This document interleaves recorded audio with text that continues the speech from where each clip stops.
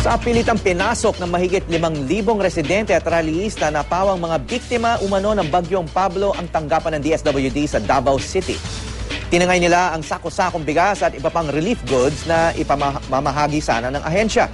May news to go, si Ian Cruz.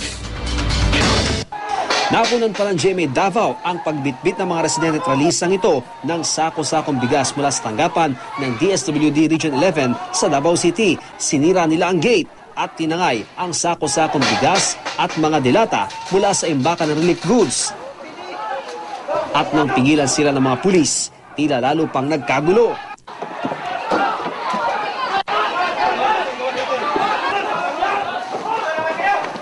Inyo dahil kung gibutang dirigi kulong.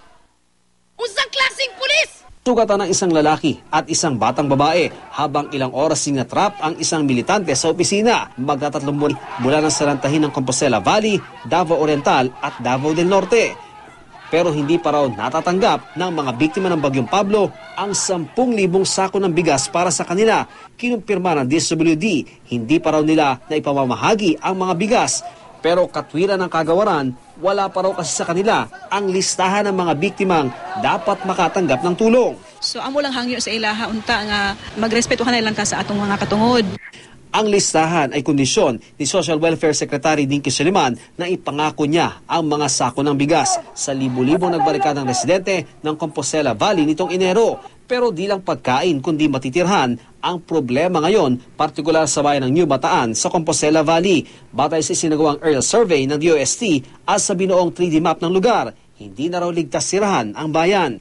Problema ngayon ng lokal ng pamahalaan kung saan ililipat ang humigit kumulang 50,000 residente ng New Bataan. It is just a matter of mitigation the areas. So kasi ang ginagawang pag-rechannel ng creek, maliliit ang pag-rechannel Kailangan i-estimatein mo yung volume ng tubig. Meron kaming social prep team na bubuin ng mga nasa Task Force Pablo din para ipaliwanag at ipakita sa kanila ang mga maaring mangyari kung hindi sila lilipat. Ian Cruz, GMA News.